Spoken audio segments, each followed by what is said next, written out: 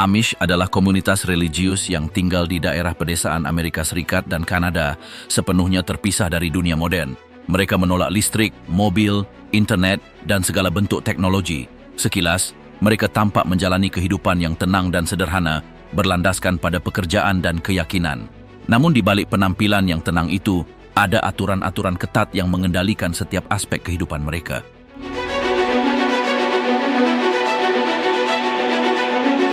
Dari cara mereka berpakaian, cara mereka jatuh cinta, mandi, atau membesarkan anak-anak mereka. Semuanya mengikuti serangkaian aturan yang tidak dapat dipertanyakan, dan siapapun yang menyimpang akan membayar mahal. Tidak ada ruang untuk urusan pribadi. Setiap keputusan dikendalikan oleh komunitas. Tidak ada yang diimprovisasi. Tidak ada yang terlupakan. Dan hampir tidak ada yang dimaafkan. Rahasia apa saja yang tidak ingin diketahui kaum Amish?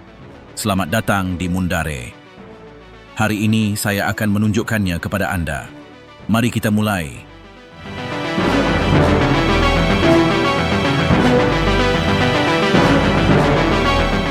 Tidur bersama tanpa bersentuhan, tempat tidur Amish.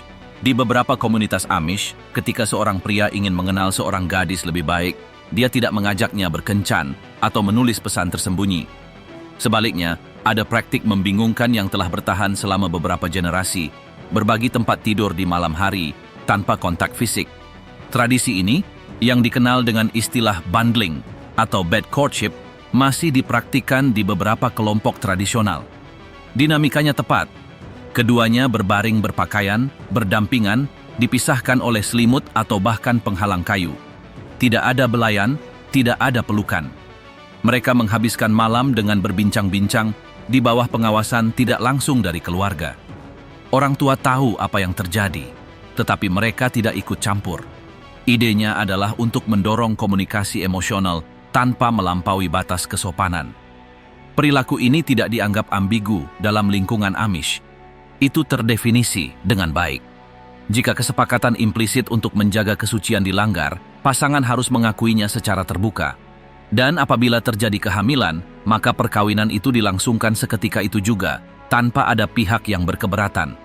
Lebih aneh lagi, mengetahui bahwa banyak dari pertemuan ini terjadi di rumah keluarga, hanya beberapa meter dari kerabat lainnya. Keintiman, dalam bentuk konvensionalnya, tidak ada. Digantikan oleh kedekatan yang terkendali, tanpa rangsangan eksternal, tanpa musik, tanpa gangguan. Pasangan tidak boleh saling memberi hadiah romantis seperti bunga atau permen. Tidak ada surat yang berisi konten emosional yang dipertukarkan dan tidak ada pula foto yang dibagikan. Jatuh cinta seharusnya muncul hanya dari koeksistensi verbal dan pengamatan bersama dalam lingkungan masyarakat. Setiap gerakan pribadi dievaluasi sebagai kemungkinan tampilan kebanggaan atau kesombongan. Dua konsep yang secara khusus ditolak. Usia untuk memulai hubungan ini tidak ditetapkan oleh hukum, tetapi biasanya dimulai pada akhir masa remaja. Gadis-gadis tidak berdandan berbeda. Mereka juga tidak mengubah penampilan mereka untuk menyenangkan hati. Tidak ada riasan wajah, gaya rambut yang rumit, atau pakaian khusus. Setiap upaya untuk menonjol disalahartikan sebagai individualisme yang berlebihan. Lebih jauh lagi, kontak fisik sepenuhnya dikesampingkan. Bahkan berpegangan tangan, berciuman pipi, atau sengaja menyentuh satu sama lain juga tidak diperbolehkan. Setiap gerakan ditafsirkan dalam kode yang kaku, di mana rasa hormat ditunjukkan melalui jarak. Salah satu bentuk interaksi kelompok yang paling umum adalah bernyanyi, yaitu pertemuan malam di mana anak muda menyanyikan himne tradisional. Tidak ada tarian atau godaan di sana. Lagu-lagunya berirama lambat, tanpa harmoni yang rumit. Mereka berfungsi sebagai alasan untuk mengamati satu sama lain tanpa melanggar protokol internal. Percakapan pribadi juga tidak diperbolehkan selama pertemuan ini. Setiap langkah menuju hubungan yang lebih dekat membutuhkan persetujuan sosial diam-diam. Keluarga menonton, masyarakat menonton, dan jika terjadi sesuatu yang tidak sesuai rencana, tindakan akan diambil. Bahkan ketika hubungan sudah terjalin erat, kunjungan tetap mengikuti aturan. Mereka tidak bisa berada di ruangan tanpa pintu terbuka. Meninggalkan kota tanpa pendamping juga tidak diizinkan. Menunjukkan rasa kasih sayang dianggap sebagai tanda kelemahan rohani. Di sisi lain, pria menunjukkan status perkawinan mereka melalui jenggot mereka. Sebelum menikah mereka harus dicukur bersih. Setelah menikah, menumbuhkan bulu wajah adalah suatu keharusan. Ini adalah cara membedakan komitmen tanpa kata-kata, terlihat dengan mata telanjang, yang berfungsi sebagai kode kolektif.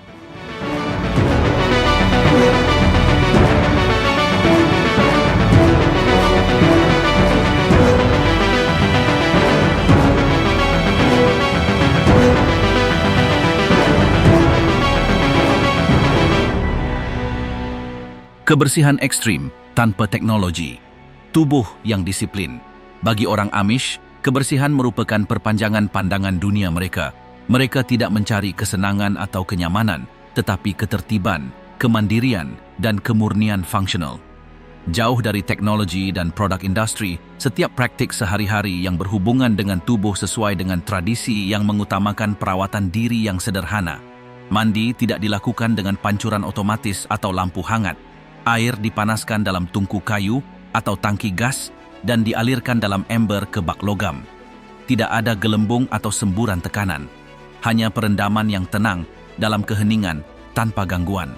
Selama musim dingin, rumah-rumah yang tidak dipanaskan memungkinkan penggunaan toilet di tempat yang darurat, tertutup tetapi dingin.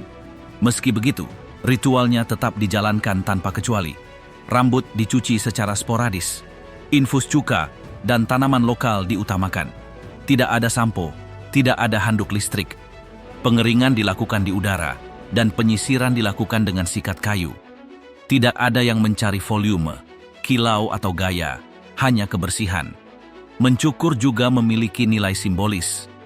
Pria lajang harus menjaga wajahnya tetap bersih, sementara jenggot yang lebat merupakan simbol pernikahan.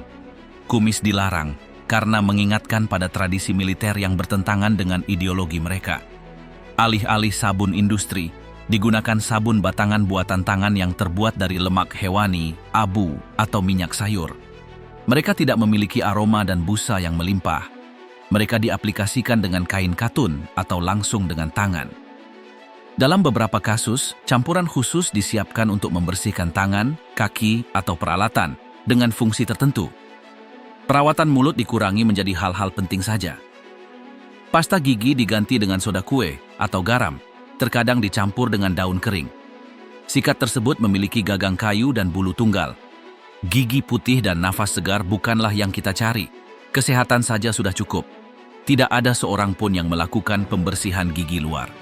Untuk mengatasi keringat, deodoran tidak digunakan. Beberapa orang menggunakan cuka atau soda kue, tetapi strategi yang paling umum adalah mengganti pakaian secara berkala, menghindari makanan berat, dan menjaga kulit Anda tetap berventilasi. Ide menyembunyikan bau badan dengan bahan kimia tidak sesuai dengan filosofi mereka. Toilet yang sering digunakan adalah jamban atau toilet kering. Pada rumah-rumah dengan perbaikan, mungkin ada sistem sederhana tanpa sambungan ke saluran pembuangan. Tisu toilet dapat digunakan bersama kain lap yang dapat dicuci. Dalam beberapa kasus, air digunakan secara langsung. Tidak ada pengharum ruangan atau permukaan yang mengilap.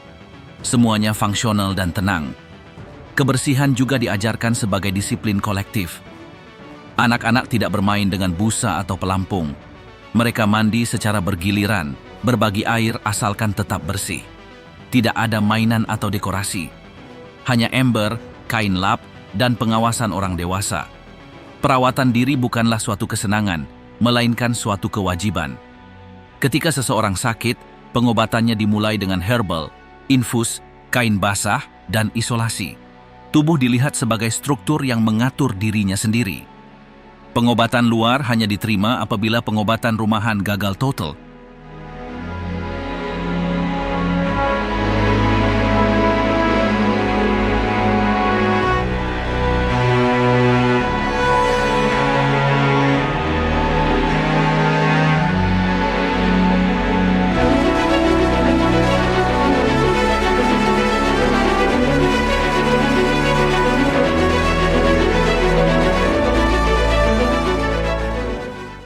Masa kanak-kanak tanpa masa kanak-kanak. Bagaimana anak-anak Amish tumbuh dewasa? Di dunia Amish, masa kanak-kanak tidak identik dengan bermain atau kebebasan. Sejak usia dini, anak-anak dipandang sebagai bagian fungsional masyarakat. Tidak ada pembibitan, tidak ada waktu untuk membayangkan dunia yang fantastis. Lingkungan sekitar mereka nyata, bermanfaat, dan selalu diamati. Hal yang aneh bukanlah hanya apa yang mereka lakukan, tetapi segala hal yang tidak mereka lakukan. Pada usia 3 tahun, mereka sudah membantu di dapur, mengumpulkan kayu bakar, atau mengasuh adik-adiknya. Tugas tidak dinegosiasikan atau diberi kompensasi dengan hadiah. Kepatuhan dipelajari melalui peniruan. Tidak ada penjelasan rinci, tidak juga izin untuk tidak patuh. Instruksi diikuti tanpa pembenaran. Tidak ada televisi, tidak ada tablet, tidak ada cerita dengan akhir yang bahagia. Buku-buku yang dapat mereka baca dipilih oleh masyarakat. Mereka tidak menyertakan karakter magis, cerita petualangan atau konflik emosional. Itu adalah teks tentang iman, pekerjaan, dan moralitas. Pada usia 5 tahun, banyak yang telah menghafal seluruh mazmur dan dapat melafalkan teks-teks keagamaan tanpa kesulitan. Ruang kelas, jika ada, terletak di rumah-rumah penduduk atau di sekolah-sekolah komunitas kecil. Setiap guru adalah milik masyarakat dan tidak memiliki pendidikan universitas. Pendidikan hanya sampai kelas 8. Di luar itu, dianggap tidak perlu. Belajar terlalu banyak dapat menimbulkan kesombongan atau keinginan untuk meninggalkan kehidupan Amish. Meja terbuat dari kayu, buatan tangan. Tidak ada komputer, proyektor, atau papan tulis elektronik. Setiap siswa menulis dengan pensil, di buku catatan yang tidak bertanda. Topiknya berkisar pada matematika dasar, membaca fungsional, dan prinsip-prinsip keagamaan. Kontennya tidak mencakup sejarah dunia atau ilmu pengetahuan modern. Tidak ada pembicaraan tentang dunia luar. Selama istirahat, tidak ada ayunan logam atau perosotan warna-warni. Permainan ini dimainkan dengan tali, tongkat, atau bola yang dijahit tangan. Semuanya dibagikan. Tidak ada mainan pribadi yang memiliki nilai emosional. Yang rusak tidak diganti. Bermain adalah untuk bergerak, bukan berekspresi. Sejak usia muda, mereka belajar menyapa dengan mata tertunduk dan tangan penuh. Mereka tidak diperbolehkan berlarian di dalam rumah, berteriak, atau berbicara apabila ada orang dewasa yang menyampaikan sesuatu. Percakapannya lambat, tanpa gangguan. Diam adalah bagian dari pendidikan. Tidak ada ulang tahun dengan kue, lilin, atau hadiah. Perayaan ini dianggap tidak perlu. Kasih sayang ditunjukkan dengan kehadiran, bukan dengan benda. Kadang-kadang roti khusus dipanggang atau doa tambahan diucapkan, tetapi tidak ada bungkus atau kejutan. Gagasan merayakan satu orang tidak sesuai dengan pemikiran kolektif. Jika seorang anak melakukan pelanggaran ringan, dalam banyak kasus hukumannya bukan berupa fisik, tetapi langsung. Ini dapat mencakup tugas tambahan, isolasi sementara, atau penolakan tegas dari kelompok. Menangis berlebihan tidak ditoleransi. Menunjukkan hilangnya kendali secara emosional dianggap sebagai kurangnya karakter. Prestasi individu tidak diberi penghargaan. Jika seorang anak membaca lebih baik daripada yang lain, tak seorang pun akan menunjukkannya. Jika Anda belajar menulis terlebih dahulu, Anda tetap bijaksana. Penekanannya adalah pada tidak menonjol. Menjadi rendah hati lebih berharga daripada menjadi terampil. Persaingan dilihat sebagai sumber perpecahan. Anak perempuan sejak usia 6 atau 7 tahun sudah mengamati dan membantu pekerjaan rumah tangga. Mereka belajar menjahit, mencuci, dan memasak bersama ibu mereka. Permainan simbolik hadir, tetapi selalu terkait dengan peran nyata, boneka tanpa wajah, oven mini, atau keranjang cucian. Fiksi terbatas pada apa yang meniru kehidupan sehari-hari. Di sisi lain, anak-anak mulai menemani orang tua mereka dalam pekerjaan lapangan. Mereka mengumpulkan telur, memberi makan hewan, dan menjadi akrab dengan peralatan. Tidak ada bahaya jika ada disiplin. Pada usia 9 tahun, banyak yang sudah tahu cara mengendarai kereta atau menanam tanaman tanpa bantuan. Perayaan keagamaan juga mengikut sertakan anak di bawah umur, Mereka harus tetap duduk selama kebaktian panjang, tanpa gangguan, tanpa mengeluh. Mereka belajar mendengarkan, diam, dan menanggapi ketika ditanya. Lagu-lagu tersebut dihafal sejak usia sangat dini, tanpa lembaran musik atau pelatihan musik. Intonasi dipelajari melalui pengulangan. Salah satu aspek yang paling aneh adalah cara rasa malu dipelajari. Mereka tidak diajak bicara terbuka tentang seksualitas mereka, tetapi postur, tatapan, dan cara berpakaian mereka diatur. Sejak usia sangat muda, anak-anak tahu kapan mereka melanggar kode kesopanan, dan mereka menghindarinya tanpa dibentak.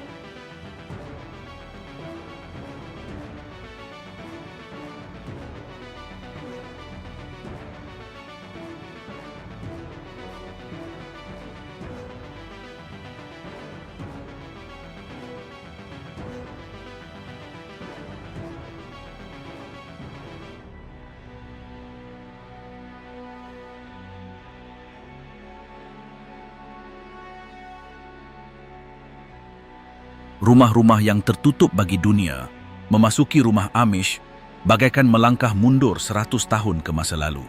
Tidak ada yang bergerak dengan listrik, tidak ada yang membuat suara buatan, dan setiap objek memenuhi fungsi yang tepat. Tidak ada dekorasi yang berlebihan atau mesin yang mengotomatisasi tugas. Hal pertama yang Anda rasakan adalah kesunyian, dan yang kedua, ketiadaan teknologi modern sama sekali. Perabotannya fungsional, buatan tangan, dan tanpa hiasan. Tidak ada sofa empuk atau kursi malas. Ruang tamunya terdiri dari bangku-bangku keras tanpa sandaran, dan tempat tidurnya tidak memiliki kepala tempat tidur. Gagasan kenyamanan berbeda. Ia tidak mencari istirahat pasif, tetapi ketenangan yang disiplin. Dindingnya kosong atau ditempati rak-rak berisi buku-buku agama. Tidak ada foto, tidak ada lukisan, tidak ada cermin besar. Menunjukkan wajah, selera, atau ingatan pribadi dianggap sebagai bentuk kesombongan. Setiap ruang interior adalah deklarasi anonimitas. Cahaya yang menerangi rumah-rumah ini tidak berasal dari bohlam atau saklar. Lampu gas atau minyak tanah digunakan, digantung di langit-langit rendah atau diletakkan di atas meja. Tidak ada colokan, kabel, atau listrik publik. Menghubungkan ke sistem kelistrikan berarti menyerah pada struktur eksternal yang ingin dihindari. Dapur mengikuti prinsip yang sama. Tidak ada microwave, blender, oven listrik, atau pembuat kopi. Semuanya dimasak di atas kompor kayu atau propana. Peralatannya manual, bahan-bahannya segar, dan waktu persiapan adalah bagian dari ritual. Kulkas, jika ada, menggunakan gas atau digantikan dengan unit penyimpanan bawah tanah.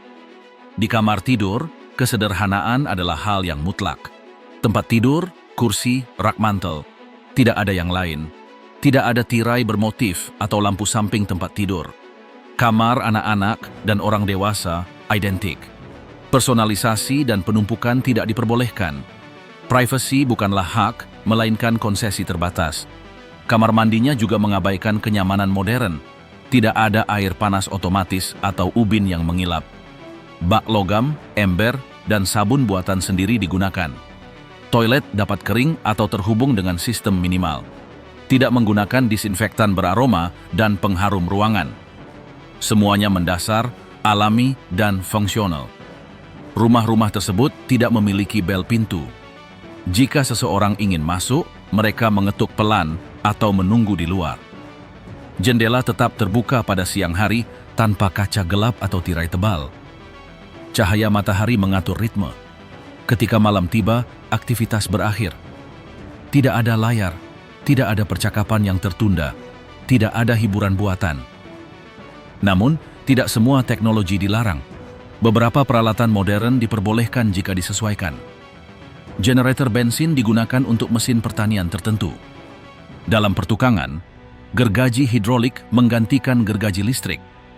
Kriterianya jelas. Tidak ada yang terhubung ke jaringan. Tidak ada yang mendorong kemalasan atau ketergantungan. Di beberapa distrik, kulkas gas diterima. Yang lain, solusi tradisional lebih disukai. Keputusan tidak bersifat universal, tetapi dipandu oleh ordnung, kode lisan yang mengatur setiap komunitas tanpa perlu menuliskannya. Telepon hanya terletak di bilik luar dan digunakan untuk keadaan darurat. Mereka tidak pernah ditempatkan di dalam rumah. Tidak ada pula radio, televisi, atau perangkat untuk memutar musik. Suara rekaman dianggap mengganggu, meningkatkan ego, atau mempromosikan gagasan orang lain. Satu-satunya nyanyian yang diizinkan adalah nyanyian berkelompok tanpa alat musik. Tidak ada internet, tidak ada komputer, tidak ada email, jejaring sosial, atau browser. Semua informasi berasal dari anggota lain atau buku yang disetujui. Jika Anda ingin mengetahui sesuatu, Anda bertanya. Jika tidak ditemukan, maka ditunggu.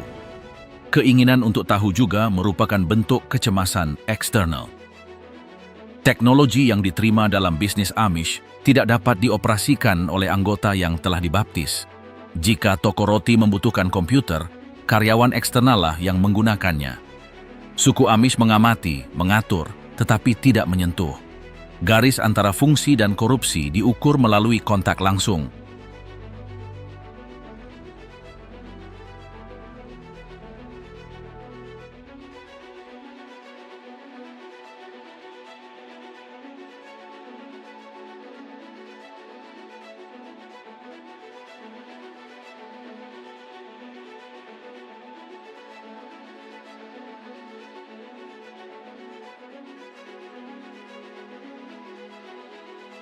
Dihukum dari dalam, ekskomunikasi, penghilangan, dan hukum diam.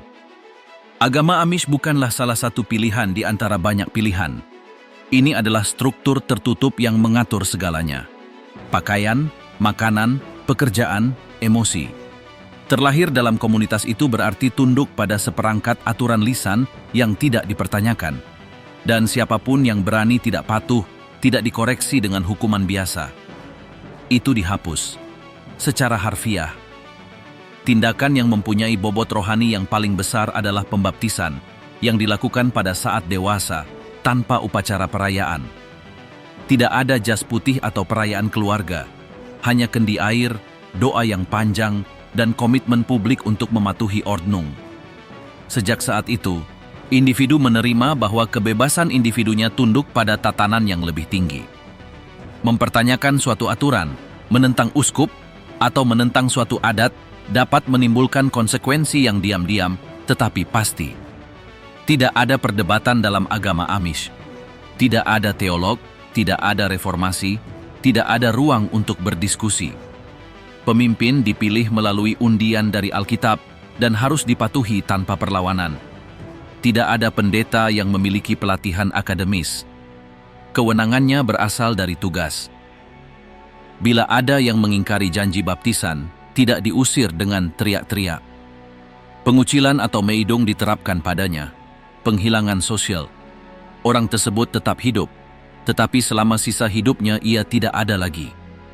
Tidak ada seorang pun yang berbicara kepadanya. Tidak ada seorang pun yang duduk di sebelahnya. Keluarganya tidak mengunjunginya. Tidak ada bantuan yang diberikan padanya. Tidak ada pembagian roti, peralatan, atau ruang. Pengucilan dapat dimulai dengan suatu peringatan.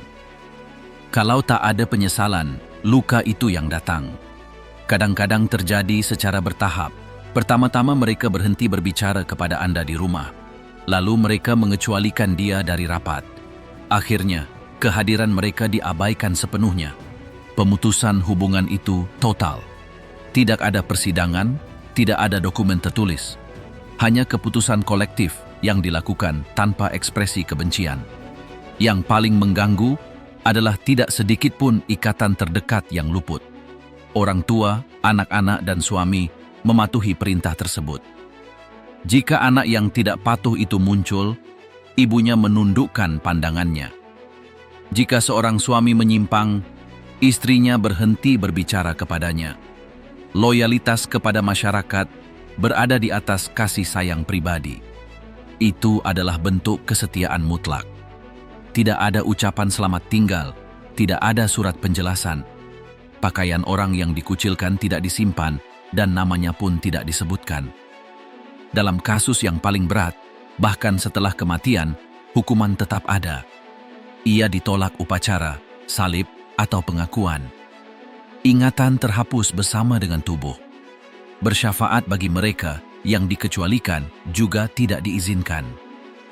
Jika ada anggota keluarga yang mencoba menjenguk atau membantu Anda, mereka pun berisiko dihukum. Setiap tindakan empati ditafsirkan sebagai ketidaksetiaan.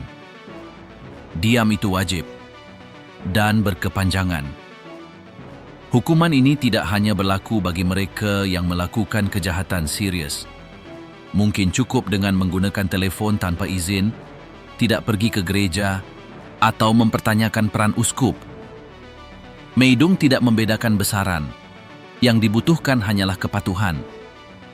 Bila tak ada penyerahan, ada penghilangan.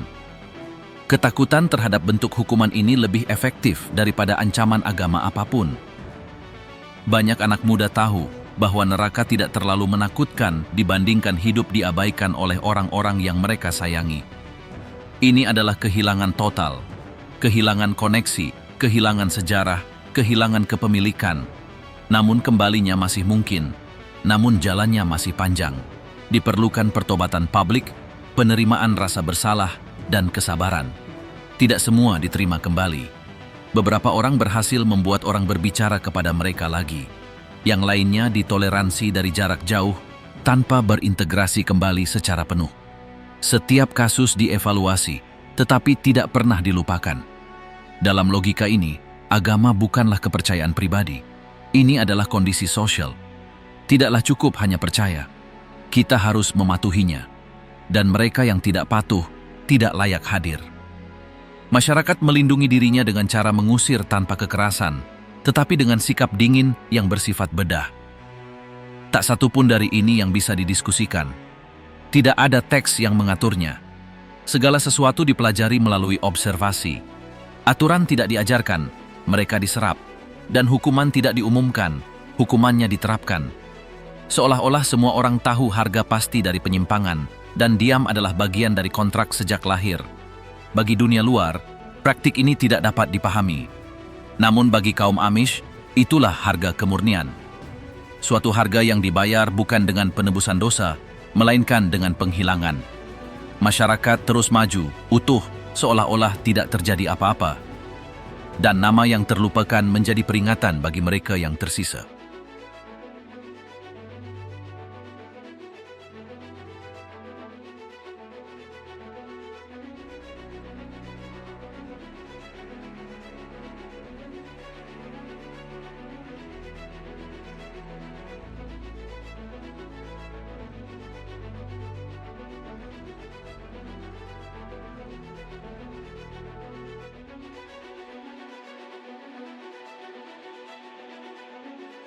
Bekerja tanpa bos, tanpa bayaran, dan tanpa jadwal.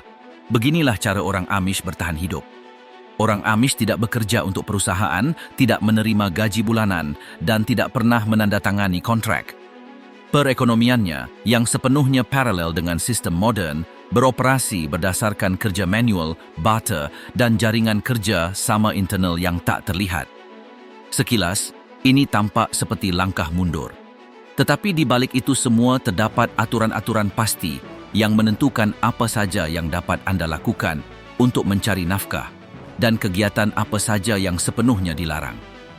Bagi mereka, pekerjaan bukanlah bentuk kesuksesan pribadi, tetapi tanggung jawab kolektif. Anda tidak bekerja untuk maju atau naik pangkat.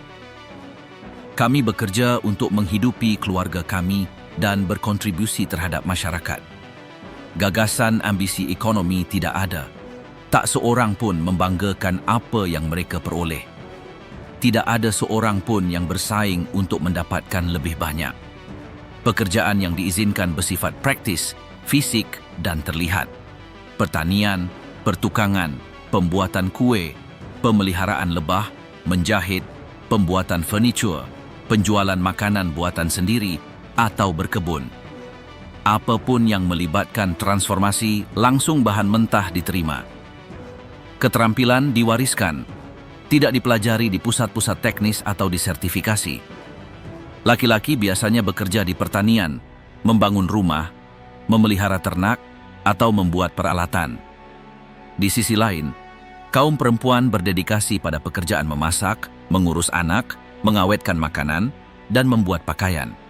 Itu tidak dianggap sebagai ketidaksetaraan, Itu adalah fungsi yang saling melengkapi yang dipelajari sejak masa kanak-kanak. Tidak ada jadwal tetap atau jam yang mencatat hari. Dimulainya saat fajar dan berhenti saat senja. Istirahat ditandai oleh tubuh, cuaca, atau kebutuhan hari itu. Tidak ada hari libur.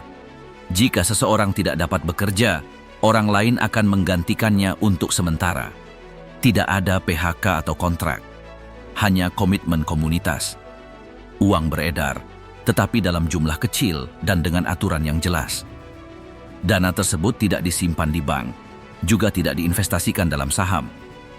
Beberapa keluarga memiliki rekening sederhana untuk membayar pajak atau membeli mesin pertanian, tetapi mereka tidak mempercayai sistem keuangan. Mengambil pinjaman tidak disukai. Utang merupakan suatu bentuk ketergantungan. Pembelian secara kredit dilarang. Jika sesuatu tidak dapat dibayar tunai, maka sesuatu tersebut tidak dibeli. Setiap transaksi direncanakan. Tidak ada pembelian impulsif, tidak ada pengeluaran pribadi yang tidak perlu. Uang digunakan untuk hal-hal penting, peralatan, benih, hewan, bahan bangunan, atau obat-obatan. Tidak ada yang lain. Salah satu pekerjaan yang paling umum adalah pembuatan furniture. Meja, kursi, lemari, dan tempat tidur bayi dibuat tanpa sekrup industri, tetapi menggunakan perakitan tradisional. Mereka dijual ke pembeli luar, seringkali dengan harga tinggi. Namun, para perajin Amish tidak bernegosiasi, mereka tidak menawar, dan mereka tidak berupaya untuk berekspansi. Apa yang mereka hasilkan, mereka jual. Jika habis, tidak akan dibuat lagi hingga siklus berikutnya. Mereka juga membangun seluruh rumah tanpa rencana digital. Tidak ada arsitek atau insinyur yang dipekerjakan. Segala sesuatu diukur dengan penggaris tangan dan disesuaikan dengan cepat. Alatnya sederhana, meskipun dalam beberapa kasus penggunaan generator bensin diizinkan. Hanya jika tidak ada alternatif lain dan jika Dewan Masyarakat menyetujuinya. Bila seseorang ingin membuka usaha kecil, toko roti, bengkel jahit, atau toko pertukangan, ia harus berkonsultasi dengan uskup dan para penatua. Toko-toko yang terlihat tidak diizinkan di jalan-jalan utama. Segala sesuatunya harus dijalankan dalam lingkup properti keluarga. Dan tidak ada sesuatu pun yang dapat menjadi sumber kesombongan. Wanita diperbolehkan berjualan kue, manisan, atau bordir. Tetapi mereka tidak diperbolehkan mendirikan toko bergaya modern. Produksinya terbatas pada waktu yang tersedia di dalam negeri. Jika seorang wanita mulai terlalu menonjol, ia diminta untuk mengurangi aktivitasnya agar tidak mengganggu peran keluarganya. Suku Amish tidak berpartisipasi dalam kebijakan ekonomi. Mereka tidak mengajukan subsidi, mengajukan program negara, atau menerima tunjangan pengangguran. Jika diperlukan, masyarakat menyelenggarakan pengumpulan dana internal tanpa publisitas atau ucapan terima kasih publik. Amal dilakukan secara diam-diam dan di antara orang-orang yang setara.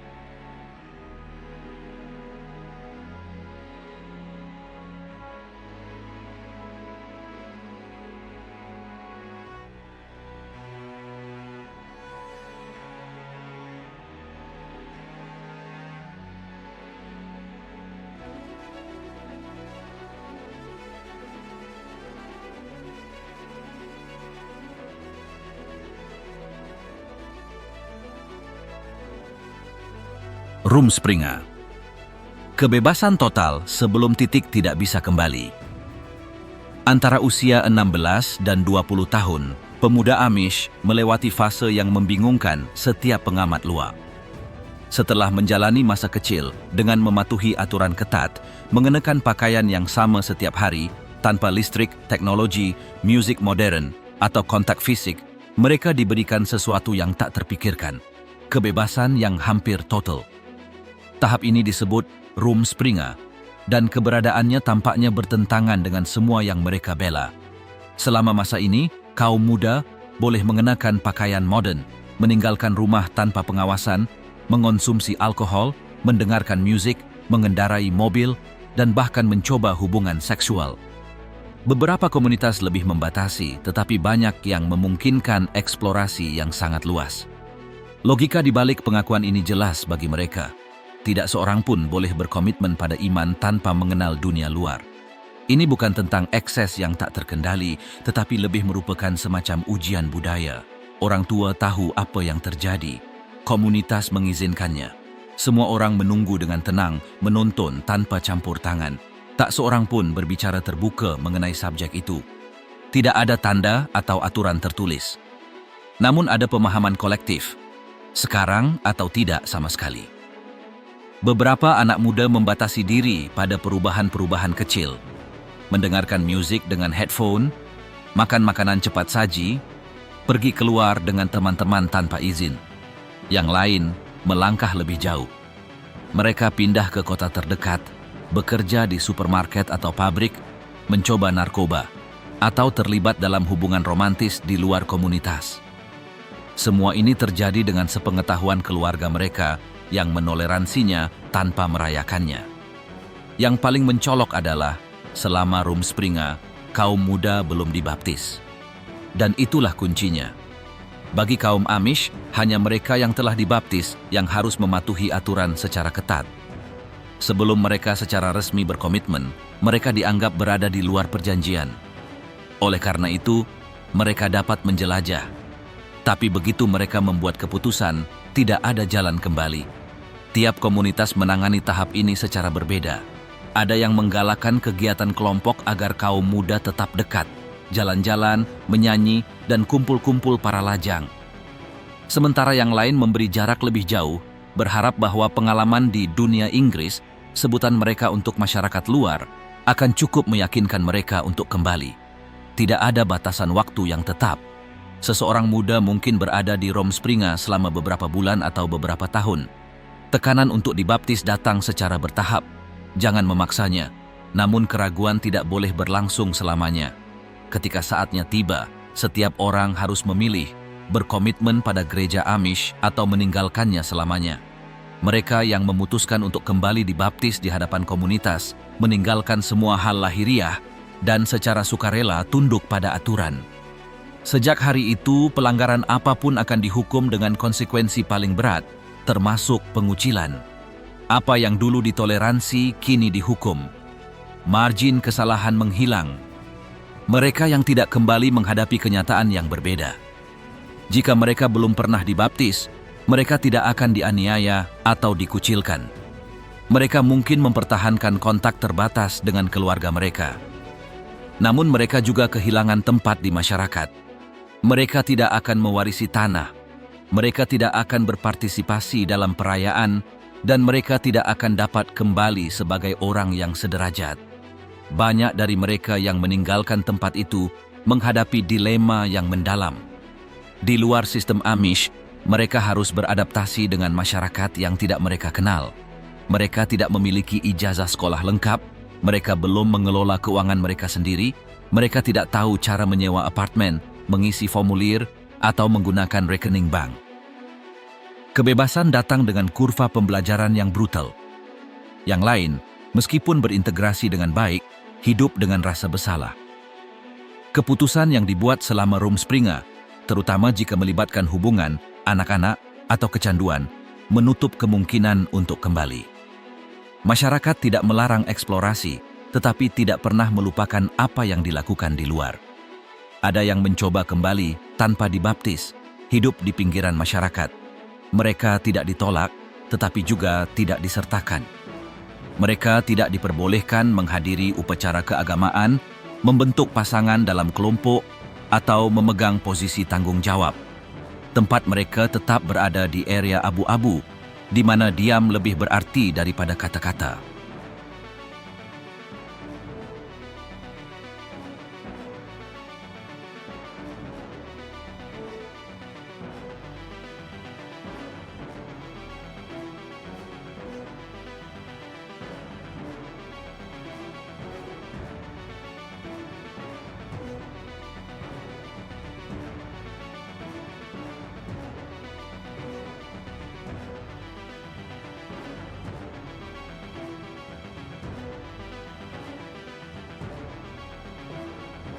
Kelahiran tanpa obat. Beginilah cara anak-anak Amish dilahirkan. Di dunia Amish, Kelahiran seorang anak bukanlah suatu peristiwa publik atau ramah tamah. Ini adalah acara yang hening dan intim, dikendalikan oleh norma-norma kuno dan dilaksanakan dengan presisi yang tidak bergantung pada teknologi, tetapi pada adat istiadat. Tidak ada kamera yang merekamnya. Tidak ada dokter yang mengarahkannya. Kehidupan dimulai di bawah atap rumah keluarga, dengan tangan yang dilatih secara rahasia dan tanpa campur tangan negara. Beginilah cara suku Amish membawa anak-anak mereka ke dunia. Rumah sakit bukan bagian dari proses ini. Melahirkan di fasilitas medis dianggap tidak perlu, mahal, dan tidak pantas secara spiritual. Hanya dalam situasi risiko yang ekstrim, ketika semua alternatif masyarakat gagal, pergi ke rumah sakit diperbolehkan. Bahkan saat itu, keputusan tersebut masih diperdebatkan di antara para pemimpin agama, tetua adat, dan anggota keluarga dekat. Tidak ada yang namanya keadaan darurat medis, seperti yang kita ketahui dalam masyarakat modern. Di sini, segala sesuatu yang tidak wajar dianggap mencurigakan.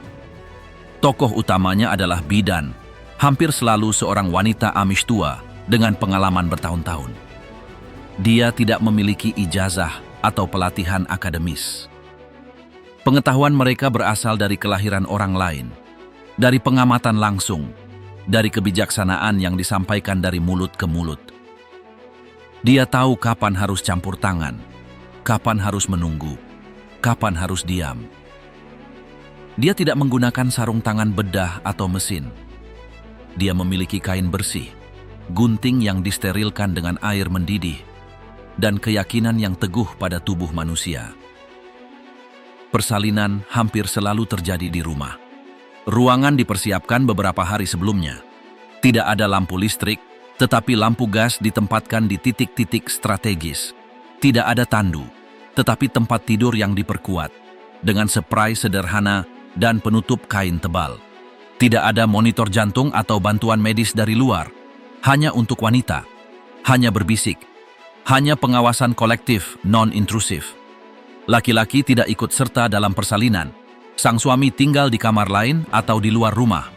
Peran mereka adalah sebagai pendukung eksternal, mengasuh anak-anak lain, menyiapkan makanan, menjaga ketertiban di rumah. Dia tidak diajak konsultasi, dia tidak diizinkan masuk. Kelahiran merupakan ranah eksklusif kaum perempuan, dilindungi oleh lapisan rasa hormat, isolasi, dan kepatuhan terhadap norma kelompok. Rasa sakit tidak dapat dihindari. Tidak ada anestesi, obat penghilang rasa sakit atau epidural. Wanita Amish menerima rasa sakit sebagai bagian dari tugas keibuan mereka. Mereka melatih diri secara mental untuk tidak berteriak, tidak menangis, tidak menunjukkan kelemahan. Wanita lain yang hadir, alih-alih berbicara, malah berdoa. Mereka tahu bahwa menyela dengan kata-kata yang tidak perlu dapat mengganggu jalannya proses. Disiplin emosional bersifat total. Setelah melahirkan, tidak ada pemulihan lama atau cuti khusus. Ibu baru beristirahat selama beberapa jam, mandi dengan air hangat yang dipanaskan dengan kayu, dan dalam beberapa hari kembali melakukan tugas rutinnya, merawat anak-anak lain, memasak, dan mencuci. Tidak ada kunjungan dari saudara jauh atau perayaan. Kehadiran seorang buah hati bukanlah suatu tontonan, melainkan suatu tahapan lain dalam tatanan masyarakat. Bayi yang baru lahir juga tidak menerima perawatan modern. Tidak ada gelang identitas yang dipasang padanya. Dia tidak divaksinasi di tempat dan tidak pula fotonya diambil. Dia dibungkus dengan selimut katun buatan sendiri dan diperkenalkan kepada saudara-saudarinya dengan suara pelan. Menangis diterima dengan tenang. Kesehatan dinilai berdasarkan mata, warna kulit, kekuatan menangis, refleks dasar. Jika terjadi komplikasi, hal itu diharapkan. Jika makin parah, konsultasikan dengan ahli herbal atau, sebagai jalan terakhir, intervensi eksternal diperbolehkan. Namun keputusan itu tidak otomatis. Hal ini masih diperdebatkan. Pendaftaran kelahiran tidak dilakukan segera. Beberapa komunitas menunggu berhari-hari atau berminggu-minggu sebelum memberitahu pihak berwenang. Dalam kasus yang ekstrim, anak tersebut mungkin tidak terdaftar secara resmi selama berbulan-bulan. Identitas hukum bukanlah prioritas. Milik masyarakat, ya. Melahirkan di dunia Amish adalah salah satu momen paling intens dalam hidup tanpa jaring pengaman eksternal apapun. Menghadapi rasa sakit tanpa anestesi, ketidakpastian tanpa dokter, kerentanan tanpa penuntun. Namun, angka kelahirannya tinggi dan penerimaan terhadap proses tersebut bersifat mutlak. Apa yang bagi banyak orang dianggap gegabah, bahkan berbahaya, bagi kaum Amish adalah ketertiban. Di mana orang lain melihat kekurangan, mereka melihat kesetiaan terhadap suatu cara hidup. Jadi, tanpa lampu, tanpa alam, tanpa campur tangan kelembagaan, setiap anggota masyarakat baru lahir ke dunia di bawah aturan sistem yang tertutup, senyap, dan sangat koheren.